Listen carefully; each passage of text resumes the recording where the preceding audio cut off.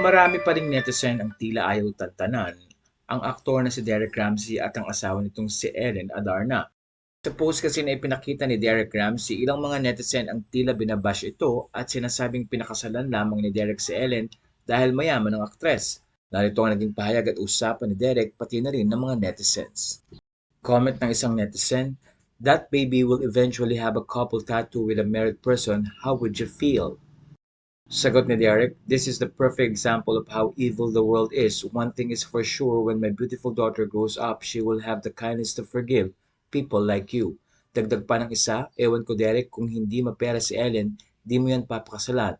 LOL, alam na alam ko style mo." Sumagot si Derek at sinabi ang ganito, "Okay dear, I'm poor and she is rich, happy." Sa puntong ito ay maayos namang nasagot ni Derek ang tila mga aligasyon ng mga netizens sa kanya. Ang iba ay nagsasabing sa halip na maging happy sa buhay ni Derek Ramsey at pati na rin sa buhay ni Ellen, patuloy ang pagbabash na ibinibigay ng mga netizens sa mag-asawa. Matatandang kamakailan ay nagbigay ng pahayag si Derek Ramsey tungkol sa issue at pati na rin ni Philmar na nagkakaroon ng problema sa kanilang pagsasama at nai-involve ang kanilang kaibigan na kung saan ay kaibigan din ni Derek Ramsey.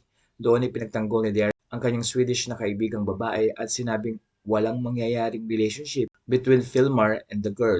Ayon kay Derek, it's very unfair na umiyak ngayon ang kanyang kaibigan dahil nasangkot sa mga issue na kung saan ay sinimulan ni Andy Eigenman dahil na rin sa pagpo-post nito sa social media. Pero hiling ng mga netizen, sana daw ay huwag idamay ang anak ni Derek Ramsey lalo na tula naman itong kinalaman sa ginagawa ng mga magulang nito. Wala na pong masasabi niyo sa story na ito.